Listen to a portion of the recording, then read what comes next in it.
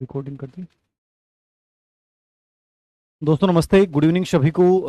सभी को नवरात्रों की आर्थिक शुभकामनाएं, ढेर सारी शुभकामनाएं आप सभी को कि माँ आपके सभी सपनों को सच करे। आज हम व्यक्तित्व हमारा लाइव चल रहा है और व्यक्तित्व के अंतर्गत इससे पहले मैं व्यक्तित्व के प्रकार आपको पढ़ा रहा था। कॉन्सेप्ट हमने समझ लिया था, प्रभावित करने वाले कारक हमने समझ लिए थे।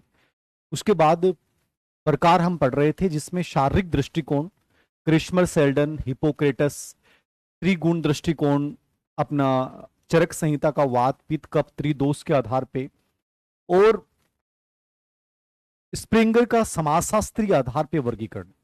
यहां तक मैं आप लोगों को कंप्लीटली पढ़ा चुका हूं। आज की क्लास में अपन जो चर्चा करेंगे वो स्पेशली हमारी चर्चा का केंद्र बिंदु जो रहेगा वो ये रहेगा, मनोवैज्ञानिक प्रकार। ये सबसे इंपॉर्टेंट वर्गीकरण है। यदि व्यक्तित्व के प्रकार और वर्गीकरण की यदि अपन चर्चा करते हैं तो सबसे महत्वपूर्ण यदि कोई है तो वो साइकोलॉजिकल प्रकार है, याद रखना, मनोवैज्ञानिक प्रकार है। इसके साथ अपन बात करेंगे हिडमैन रोजरमैन का ए और बी टाइप वर्गीकरण, ये भी थोड़ा सा देखना, आधुनिक दृष्टिकोण की बात करेंगे, और छोटे मोटे जो भी प्रकार बचते हैं उनको आज कंप्लीटली खत्म करेंगे आज की इस क्लास में। तो सभी को नमस्कार, सभी को नवरात्रों की हार्दिक शुभकामनाएं। ठीक है, व्यक्तित्व के प्रकार में पढ़ा रहा हूं और प्रकार में आज हमारी जो क्लास है वो है स्पेशली मनोवैज्ञानिक प्रकार के ऊपर।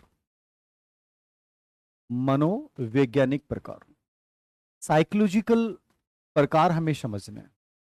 ठीक है, मनोवैज्ञानिक प्रकार किसने दिया था? युंग या जुंग, एक ही बात है, याद रखिएगा, कंफ्यूज मत होइएगा। ठीक है, युंग या जुंग ने दिया था।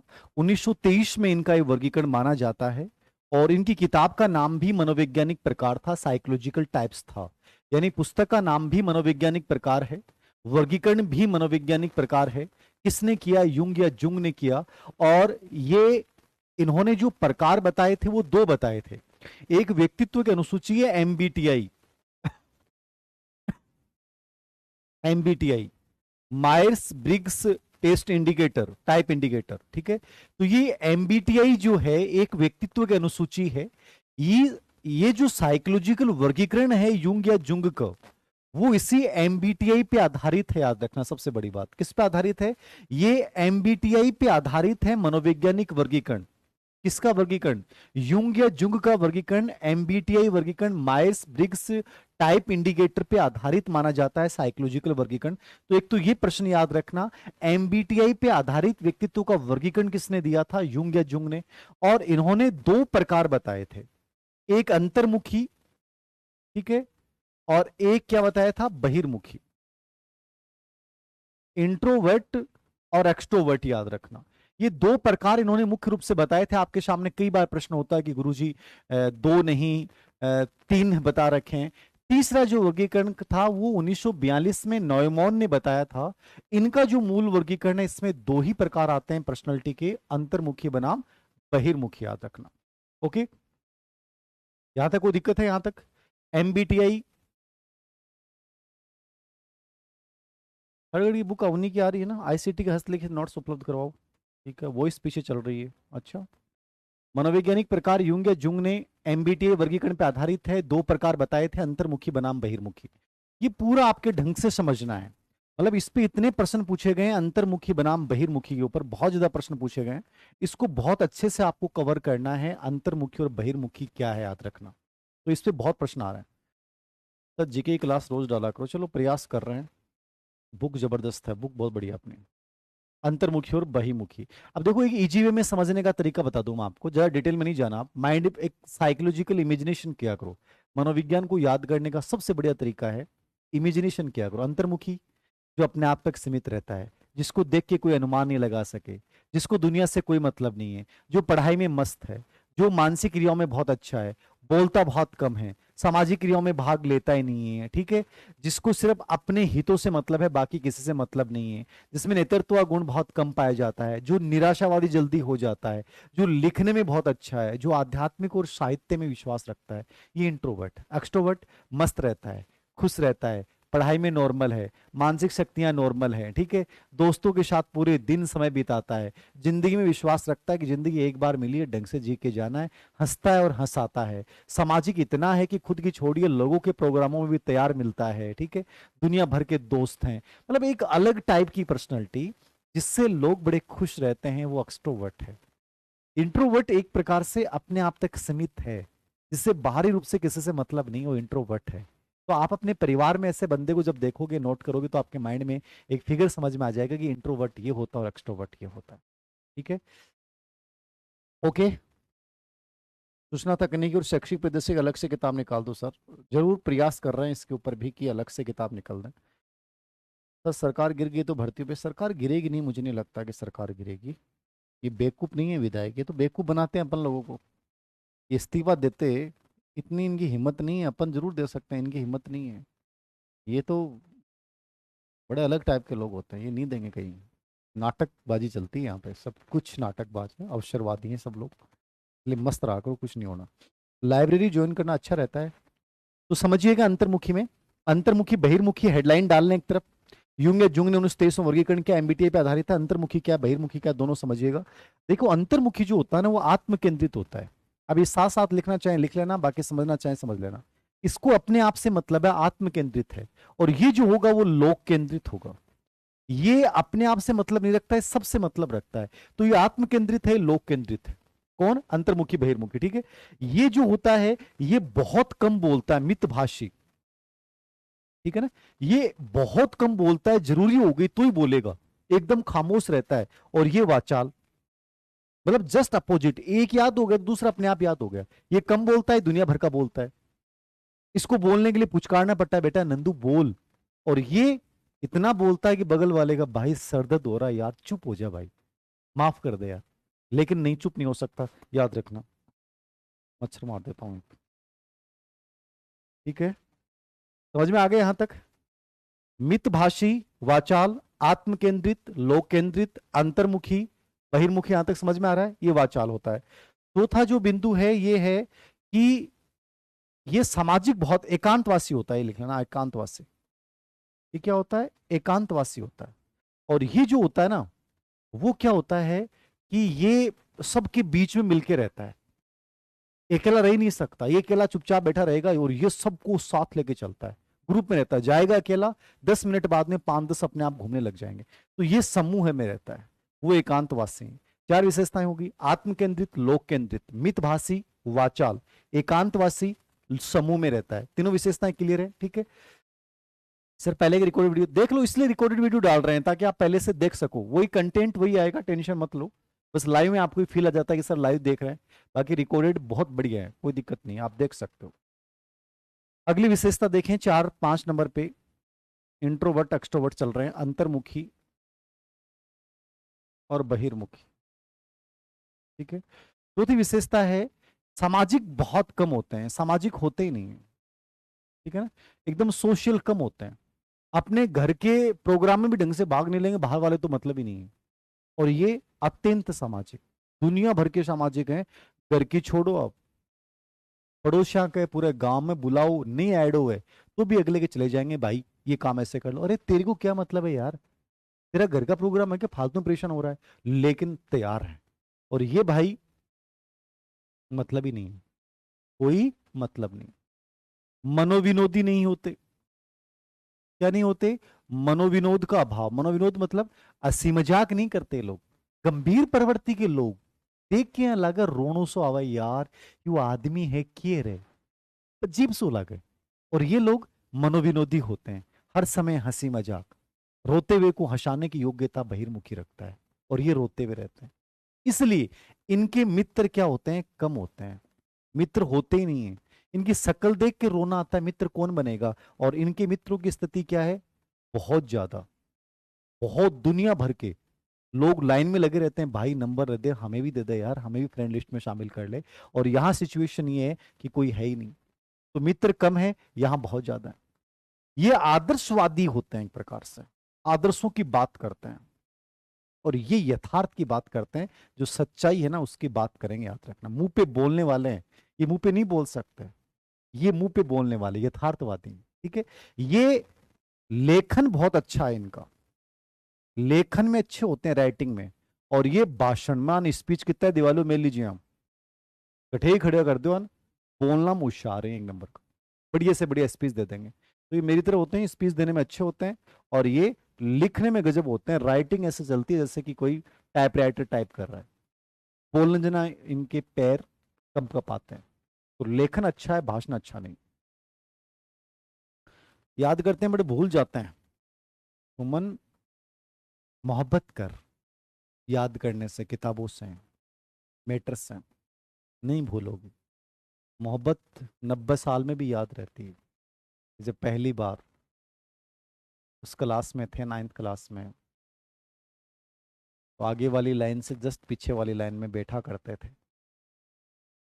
और मुझे आज भी याद है कि वो उस लाइन में थे, और वो लिखते समय इंग्लिश के सर जब आते थे तो लिखते समय टेबल के नीचे से यूं झुक के देखते थे। मेरी नहीं बता रहा मैं, क्योंकि मेरी पर्सनैलिटी ऐसी थी नहीं कि कोई मेरी तरफ देखता था। तो अब लोगों ने देखना शुरू किया, पहले कोई देखता ही नहीं था। लेकिन एक देखो कितना गजब का इमोशंस है, उस समय का भी याद रह जाएगा, भूल नहीं सकते। और किताबें क्यों भूल जाते हैं? इमोशंस नहीं है। फील किया करो, जस्ट चिल। मजा आ रहा है सर, फील कर रहे हैं पढ़ाई को, आनंद आ रहा है, ऐसे किया करो, फिर मजा आएगा देखना। सर मैं इंट्रोवर्ट हूँ संजू। जिंदगी एक बार मिली है, एक्सट्रोवर्ट बन, थोड़ी थोड़ी खुश रिया कर, बात किया कर, इंटरेक्शन किया कर। आधा स्ट्रेस तो जिंदगी का यूं ही दूर हो जाता है। हम 2 मिनट भी मुस्कुरा लिए, हंस लिए ना किसी के साथ, यही जिंदगी की खुशी है, बाकी सब कुछ यूं ही है, याद रख। इसलिए थोड़ा सा एक्सट्रोवर्ट जरूर होना चाहिए लाइफ में। लाइफ के मोमेंट्स को जरूर जीना चाहिए, हंसना जरूर चाहिए दिन में कि एक बार तो कम से कम हंसा। सर आर्ट एंड कल्चर का स्पेशल कोर्स बताओ। देखो अश्विनी जी, अभी तो कंबाइंड कोर्स है, बट आर्ट एंड कल्चर का अलग भी डाल देंगे। बहुत सर बहुत गजब का पढ़ा रहे हैं, ओम प्रकाश सर। उनका प्रश्न बाहर ही नहीं आ रहा जो पढ़ा रहे हैं उसमें से। नीतू पवार, मेरे तो बहुत दोस्त हैं। मतलब लड़कियां हैं कि लड़के हैं? नीतू बेटा, क्या कर रही हो आजकल, इतने सारे दोस्त बना रखे हैं। जीके गाइड कोई भी ले आओ। ठीक है, यहाँ तक समझ में आएगा। लेखन भाषण, ये जो हैं लेखन में अच्छे हैं, ये भाषण में अच्छे हैं। ठीक है ना? ये आदर्शवादी हैं, यथार्थवादी हैं। मित्र कम है, इनके ज्यादा हैं। ये मनोविनोदी नहीं होते और इनके मनोविनोद होते हैं। दोनों हैं। बहुत बढ़िया नीतू, ये बहुत अच्छी आदत है तुम्हारी। दोनों होने चाहिए। लड़कियों के लड़के भी दोस्त होने चाहिए, लड़कों की लड़कियों भी होने चाहिए। ये दोनों होंगे तो इंटरेक्शन अच्छा होगा, भावनाओं का आदान प्रदान ढंग से होगा। नहीं तो घुटन होने लग जाएगी। अच्छा है, कम से कम कुछ लोग बात करके खुश हो लेते हैं, यार ठीक है बात तो कर रही है कम से कम। इमोशंस का आदान प्रदान तो हो रहा है। कला संस्कृति बहुत बढ़िया किताब है अपनी। अपन लोग कला संस्कृति वाले सर सिंपल है, इसलिए वो मार्केटिंग नहीं करते हैं। बाकी लोग मार्केटिंग ज़्यादा करते हैं। बाकी किताब बहुत अच्छी है उनकी, बहुत अच्छा है उनका। ठीक है। ये निराशावादी होते हैं, ये निराशावादी होते हैं। ये आशावादी, हमेशा पॉजिटिव सोचते हैं कि जिंदगी में सब बढ़िया होगा। ठीक है ना? सब बढ़िया होगा। तो आज के हंस लेकिन नोट्स आ जाएंगे, आ जाएंगे, टेंशन मतलब आप तो मस्त रहा करो। ठीक है। ये चिंता युक्त होते हैं, ये तो अगला हो गया। चिंता युक्त कौन होते हैं? चिंता युक्त टेंशन रहा के, और ये चिंता मुक्त होते हैं। ये टेंशन में रहते हैं, मुंह सुजा के हर टाइम में का डायलॉग चैलेंज भी हंसे को नहीं, और मुंह बना के बैठे हैं। और क्लास के अंदर क्या है, ये से क्या बातें करते हो, ऐसे फील करते हैं। और जो बहिर्मुखी को रहे हुआ मजा आ गया सब, हंस लिए। इंट्रोवर्ट टेंशन में रहता है हर टाइम। गुरुजी सेकंड ग्रेड में, थर्ड ग्रेड में क्या होगा, क्या पढ़ें सर, क्या लग रहा है, सरकारी ऐसे लग रही है सर, क्या होगा। छोटी बातों पर टेंशन, ये अरे हो जाएगा जो होगा यार, जिंदगी बढ़िया तरीके से जीनी। ओके। चिंता युक्त होते हैं, ये चिंता मुक्त होते हैं बहिर्मुखी। ठीक है, आगे देखना। ये जो होते हैं ना, ये अध्ययन में बहुत अच्छे होते हैं, अध्ययन में और मानसिक शक्तियों में।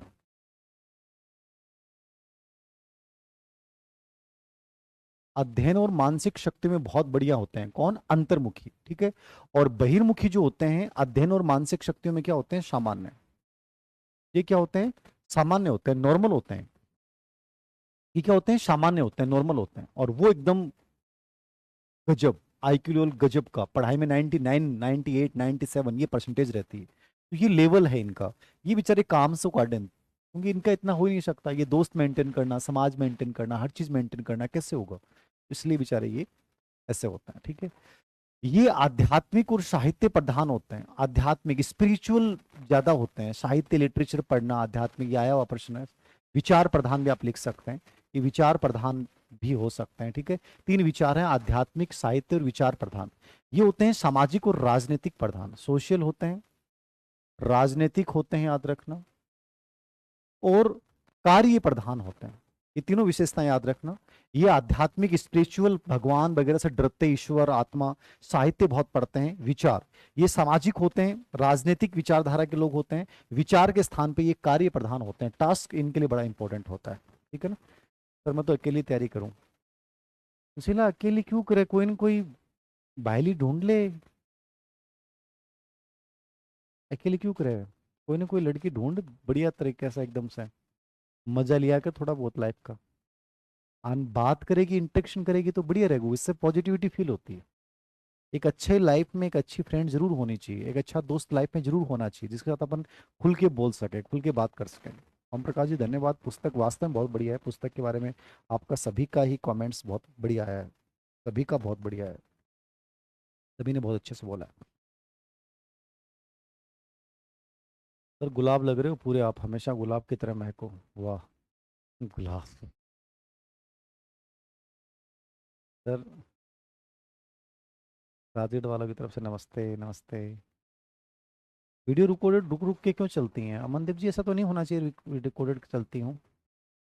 इस पे बिलीव करें कविता, अच्छी पे बिलीव करना, बाकी तो दुनिया बड़ी गंदी है आज के टाइम में, ये भी बड़ी प्रॉब्लम, बिलीव वाला तो बहुत गंदा सिस्टम है आजकल, बिलीव करना बहुत मुश्किल है, सब धोखेबाज हैं। कविता बेटा, जो तेरी भाषा ना वो इस बात को व्यक्त कर रही है कि बड़ा धोखे खाए हैं तुमने, अब मैं समझ गया तेरी फीलिंग्स, तो अब आगे जाए मत करना, नहीं मेरी आंखों में आंसू आ जाएंगे। ठीक है ना, आध्यात्मिक, साहित्य, विचार प्रधान, सामाजिक, राजनीतिक और ये कार्य प्रधान, अध्ययन, मानसिक शक्ति में विशेष ये सामान्य होते हैं, चिंता मुक्त ये मुक्त होते हैं, याद रखना। ठीक है ना, ये देख लीजिएगा।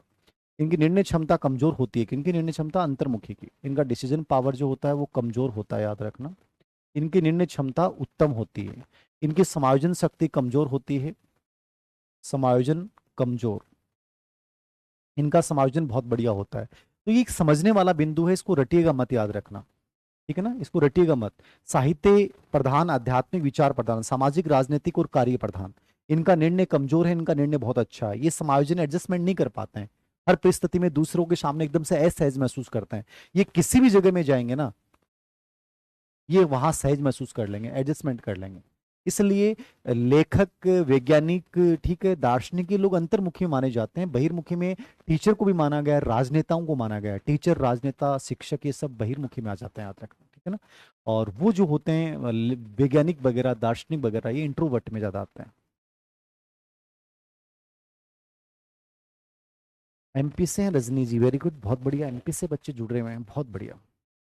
ये समझ में आ रहा है अंतर्मुखी बहिर्मुखी, मतलब अंतर्मुखी में मायने में लगाओ कि सामाजिक नहीं है, एकांतवासी है, मित्र नहीं बनाता है, मनोविनोदी नहीं है, स- एकांतवासी है, बहुत कम बोलता है, दोस्त नहीं बनाता है, अंतः क्रिया नहीं करता है, पढ़ाई में अच्छा है, मानसिकताओं में अच्छा है, ये दो पॉजिटिव पॉइंट है। आध्यात्मिक, साहित्य प्रधान है, लेखन अच्छा है, विचार प्रधान है, मतलब ये अंतर्मुखी, और जस्ट अपोजिट क्या है, बहिर्मुखी।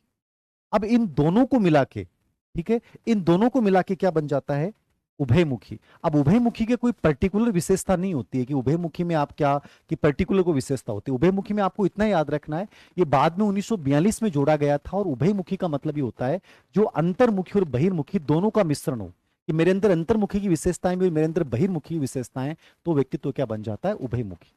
ठीक है, उत्तराखंड से बच्चे हो, वेरी गुड, बहुत बढ़िया संगीत, बहुत अच्छी बात है, एमपी उत्तराखंड के बच्चे पढ़ रहे हैं। तो ये पर्सनैलिटी का वर्गीकरण समझ में आया कि नहीं आया, बहुत आराम से समझो, रिलैक्स मूड में समझो, आप इमेजिनेशन किया करो, अपने बगल में एक देखो इंट्रोवर्ट पर्सनैलिटी, तो इंट्रोवर्ट के जस्ट अपोजिट एक्सट्रोवर्ट। एक्सट्रोवर्ट बहुत सोशल है, बहुत बोलता है, मस्त रहता है, हंसता है, पढ़ाई में नॉर्मल है, मानसिक शक्ति में नॉर्मल है, ठीक है, राजनीतिक सामाजिक विषयों में बढ़ के भाग लेता है, ठीक है, जैसी परिस्थिति होती है वैसा बन जाता है, नेतृत्व का गुण बहुत ज्यादा पाया जाता है, आशावादी है, निर्णय शक्ति तुरंत हो जाती है, और वो एक तरफ अलग टाइप है। तो एकदम अपोजिट समझोगे ना तो आराम से समझ में आ जाएगा। कमेंट हो रहे हैं बिट्टू तुम्हारे, दिवाकर बेटा तुम्हारे भी सही दिख रहे हैं। तो ये साइकोलॉजिकल वर्गीकरण था। अब एक वर्गीकरण आता है फ्रीडमैन और रोजरमैन का वर्गीकरण। इसमें भी पहले प्रश्न नहीं आते थे, बट आजकल बहुत प्रश्न आते हैं फ्रीडमैन और रोजरमैन। फ्रीडमैन और रोजरमैन ने दो टाइप बताए हैं, ए और बी टाइप। ये दोनों जरूर देखना, बाकी चाहे इसमें सी डी टी एच ये भी हैं, ये इतने महत्वपूर्ण नहीं है जितने फ्रीडमैन और रोजरमैन का वर्गीकरण है। ये बहुत एग्जाम में पूछा गया, याद रखना, ठीक है। फ्रीडमैन रोजरमैन इन्होंने ए और बी टाइप बताया, समझिएगा इजी वे में। ए टाइप जो होता है ना वो उच्च अभिप्रेत है, मतलब इनमें मोटिवेशन बहुत गजब होता है, हर समय गुरुजी हमें करना है, आगे बढ़ना है, ठीक है। ये महत्वाकांक्षी होते हैं, ठीक है ना। बहुत ज्यादा एस्पायरेशन होता है, महत्वाकांक्षी होते हैं। उच्च अभिप्रेरणा महत्वाकांक्षी होते हैं, अभिप्रेरणा गजब है, महत्वाकांक्षी है, ठीक है। और उच्च अभिप्रेरणा हो गया ए, अभी महत्वाकांक्षी हो गया, ठीक है। प्रतिस्पर्धा की भावना, एकदम कंपटीशन की, वो लोग उनसे कैसे आगे निकले, उच्च अभिप्रेरणा महत्वाकांक्षी प्रतिस्पर्धा, ठीक है। और एक साथ बहुत से कार्यक्रम, धैर्य का भाव, पेशेंस का भाव होता है, धैर्य का भाव होता है, ठीक है।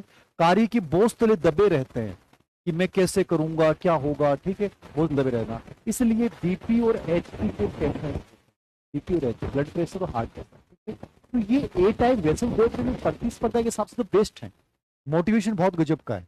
प्रतिस्पर्धा की वो बन गया तो मैं भी बनूंगा, ठीक है। अभिप्रेरणा गजब की है, महत्वाकांक्षी है, धैर्य पेशेंट नहीं होता है, इंतजार नहीं कर सकते, एक साथ बहुत सारे कार्य करते हैं, और इसलिए इनमें ब्लड प्रेशर और हार्ट पेशेंट के रोगी होते हैं। और ये जो बी होते हैं ना वो बड़े स्थिर से होते हैं,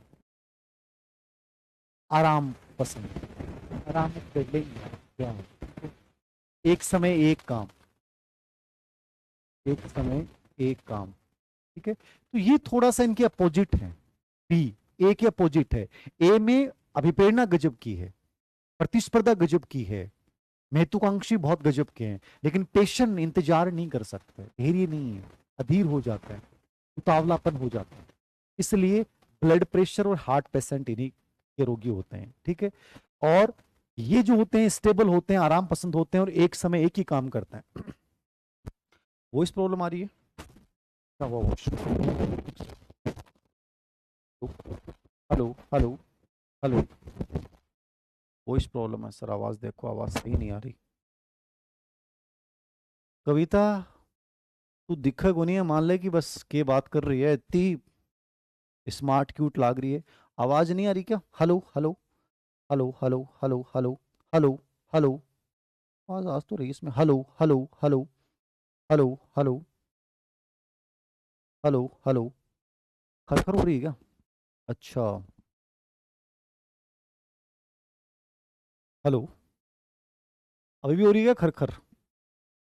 वो इस आवाज नहीं आ रही, आ ही नहीं रही क्या एकदम से? क्या करें तो यार, सही नहीं आ रही। अच्छा, आवाज आ रही है सर, कुछ बच्चों को आ रही है और कुछ को नहीं आ रही।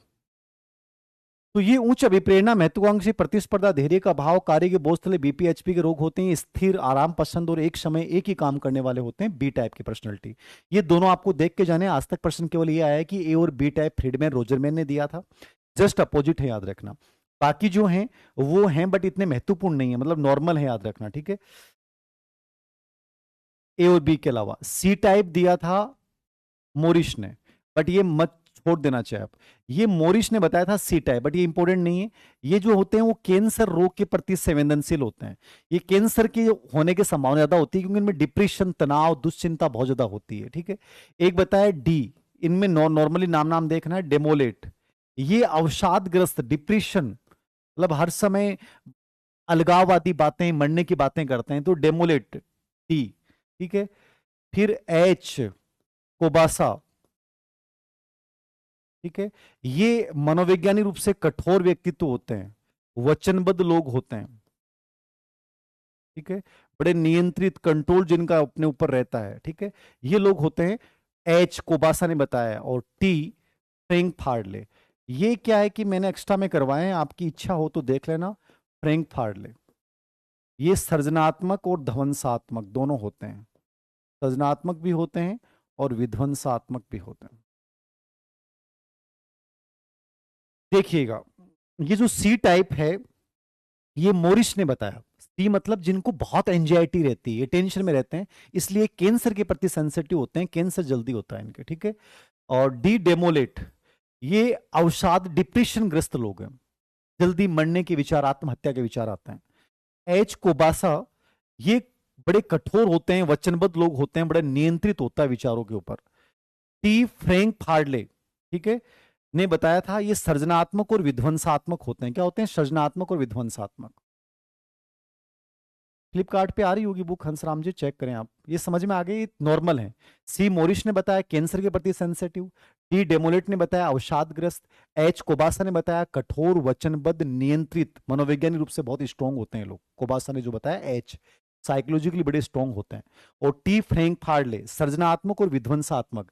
सृजनात्मक और विध्वंसात्मक का मतलब है कई बार अपन जब छोटे बच्चे थे तो अपन ऐसे गेम खेलते थे कि अपन ने अपना घर बनाया, लड्डू बनाए मिट्टी के, और बनाने के बाद अपन जैसे कि घर चलेंगे तो अपने लड्डुओं और अपने घर को खत्म कर देते थे कि हम ही खेले और हमने इसको बुझान दिया, नष्ट कर दिया। तो ये क्रिएटिविटी और एग्रेसिव दोनों चीजें एक साथ हैं, टी होते हैं, फ्रैंक फार्डले ने बताया।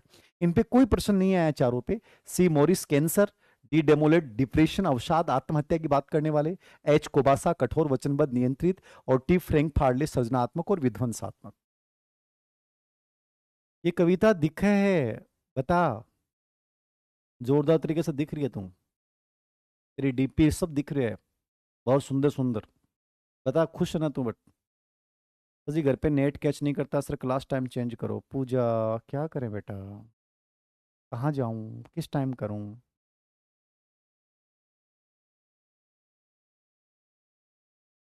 सब्जेक्ट ही क्लास, ये समझ में आ गया यहाँ तक? तो ये देख लेना, ठीक है।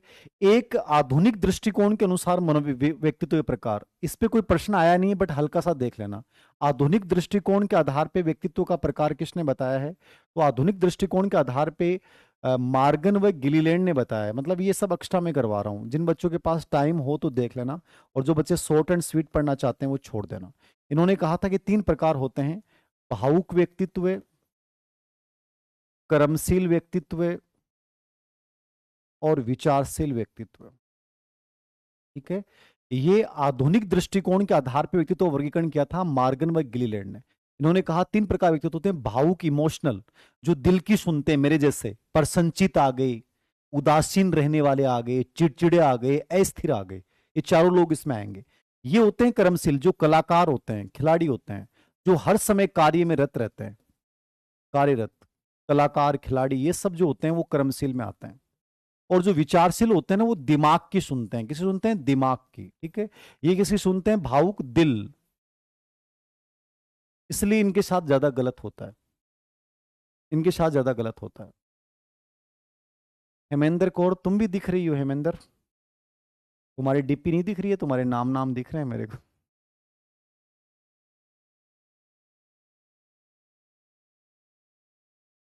ठीक है। आईसीटी क्लास रिकॉर्ड हो रही है, आ जाएंगे, 2 क्लास तो आएगी। भावुक मतलब दिल के सोचने वाले, कर्मशील, कलाकार, कार्यरत, खिलाड़ी इसमें आते हैं। विचारशील होते हैं, वो दिमाग से सोचते हैं। इसमें यहाँ एक नोट लगा के लिखना, थॉर्नडाइक ने, ये आया हुआ प्रश्न है 3rd ग्रेड में, थॉर्नडाइक ने कल्पना के आधार पे इनके 3 प्रकार बताए हैं: सूक्ष्म, स्थूल और प्रत्यक्ष। सूक्ष्म, स्थूल और प्रत्यक्ष किसने बताए? थॉर्नडाइक ने कल्पना के आधार पर इनके 3 प्रकार बताए: सूक्ष्म, स्थूल और प्रत्यक्ष। सूक्ष्म, स्थूल और प्रत्यक्ष किसने बताए हैं? मार्गन और गिलीलैंड ने। सूक्ष्म, स्थूल और प्रत्यक्ष, थॉर्नडाइक ने कल्पना के आधार पर 3 प्रकार बताए हैं: सूक्ष्म, स्थूल और प्रत्यक्ष। याद रखिएगा। पुरानी किताब नहीं ले लो, ओम प्रकाश सर वाली अच्छी किताब है वो। तो थॉर्नडाइक ने किसका आधार वर्गीकरण किया था? कल्पना के आधार पे। ये नोट डाल लेना, इंपॉर्टेंट है। सूक्ष्म जो बहुत दार्शनिक सोच, स्थूल जो बाहरी रूप से, और एक प्रत्यक्ष जो सामने देखकर सोचते हैं, ठीक है। ये थॉर्नडाइक ने कल्पना के आधार बताए थे। कर्मशील हर समय कार्य रहते हैं, भावुक जो दिल की सोचते हैं। नॉर्मल से ज्यादा इंपॉर्टेंट नहीं। एक होलैंड हुए हैं, ये भी इंपॉर्टेंट नहीं है, भी ऐसे करवा रहा हूं, होलैंड, ठीक है ना। इन्होंने रुचि और मूल्य के आधार पे, रुचि और मूल्य के आधार पे व्यक्तित्व के 6 प्रकार बताए थे। क्या बताए थे? 6 प्रकार बताए थे, ठीक है। जिसका मॉडल इनका बोलते हैं RIASEC। ये मॉडल बोला जाता है इनका। बट इस पे कोई प्रश्न नहीं आया कि हॉलैंड ने रुचि और मूल्य के आधार पे 6 प्रकार बताए थे। आर का मतलब रियलिस्टिक यानी यथार्थवादी, ठीक है। देखो देख लेना, छोड़ो तो छोड़ देना, ठीक है। आई का मतलब इन्वेस्टिगेटर अन्वेषक। ए का मतलब आर्टिस्टिक कलाकार। एस का मतलब सोशल यानी सामाजिक। इन पे कोई प्रश्न नहीं आया है। ई का मतलब इंटरप्रेन्योर मतलब उद्यमी। और सी का मतलब कन्वेंशनल यानी रूढ़िगत। ये 6 प्रकार बताए हैं पोलैंड ने। रुचि मूल्य के आधार पे, आर का मतलब रियलिस्टिक यथार्थवादी जो दार्शनिक होते हैं, आई इन्वेस्टिगेटर अनुसंधान करता, ए आर्टिस्टिक कलाकार, एस सोशल सामाजिक, ई इंटरप्रेन्योर उद्यमी, और सी का मतलब कन्वेंशनल जो परंपरागत लोग होते हैं ना, रूढ़िगत पुरानिया अपन कहते हैं पुराने लोग हैं, हर तरीके को परंपरागत तरीके से सोचना। ये RIASCC मॉडल दिया था हॉलैंड ने रुचि मूल्य के आधार पे 6 प्रकार बताए थे। बट एग्जाम में ये प्रश्न नहीं आया, एक्स्ट्रा में पढ़ना चाहो तो देख सकते हो, बट ग्रेड 3 में इतना डीपली तो नहीं आएगा। लेकिन अपन जो पीटीआई के पेपर देखेंगे ना लाइब्रेरी का, तो पीटीआई के पेपर में कुछ प्रश्न अच्छे आए हैं। मतलब कहीं ना कहीं साइकोलॉजी अच्छी आएगी, बाकी हिस्ट्री वगैरह और ये जो ज्योग्राफी वगैरह तो आसान ही आ रही है पीटीआई में। लाइब्रेरी में भी ऐसे ही आई थी, तो जीके से ज्यादा डरने की आवश्यकता नहीं है। एक नोट और डालना आप, केनन। केनन ने किस आधार पे वर्गीकरण किया था? केनन ने नाड़ी ग्रंथि रचना के आधार पे, नाड़ी रचना के आधार पे, ठीक है, ग्रंथियों के आधार पे व्यक्तित्व के 7 प्रकार बताए थे, ठीक है ना। थायराइड, हाइपोथायराइड, पिट्यूटराइन, ठीक है, ये सब बताए थे इसने। तो ये नॉर्मली नोट डाल लेना। केनन ने नाड़ी रचना या ग्रंथियों के आधार पे कितने प्रकार बताए थे? 7 प्रकार। नाड़ी रचना या ग्रंथियों के आधार पे 7 प्रकार बताए थे। कोई दिक्कत है यहां तक? पीटीआई अधीनस्थ बोर्ड ने करवाया क्या? हाँ, पीटीआई अधीनस्थ बोर्ड ने करवाया था। ओके। केनन ने नाड़ी ग्रंथ रचना या अंतःस्रावी ग्रंथियों के आधार पे 7 प्रकार बताए। तो ये व्यक्तित्व का वर्गीकरण था, कंप्लीटली व्यक्तित्व के जो वर्गीकरण था वो पूरा हो गया है। कल जयपुर जाने का प्रोग्राम